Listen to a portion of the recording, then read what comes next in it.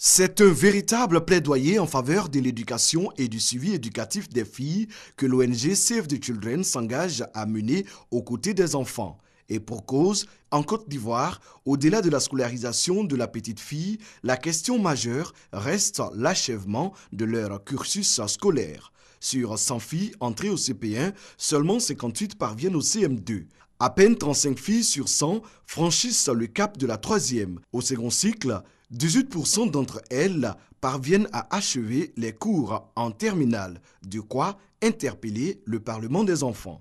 Il nous faut tous ensemble agir maintenant.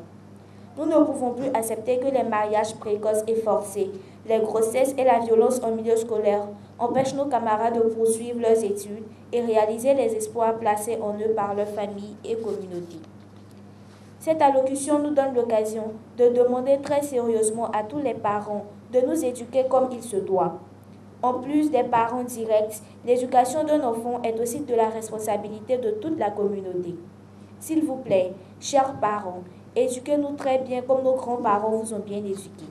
Pour inverser la tendance, une femme qui doit tout à l'éducation s'associe à l'initiative. C'est un honneur pour moi et un privilège d'être la maman de ces millions d'enfants. La maman, la voix et le haut-parleur de ces 2 millions de voix d'enfants en âge d'être scolarisés et plus spécifiquement de ces millions de filles qui vous disent haut et fort, notre place est à l'école. Pour sa part, la ministre Kandia Camara entend poursuivre ses efforts en faveur de l'éducation pour tous. Le programme dénommé l'éducation, un droit aussi pour toutes les filles de Save the Children s'inscrit dans le cadre de la campagne mondiale Aucun enfant oublié. Elle va s'étendre en Côte d'Ivoire sur 3 ans.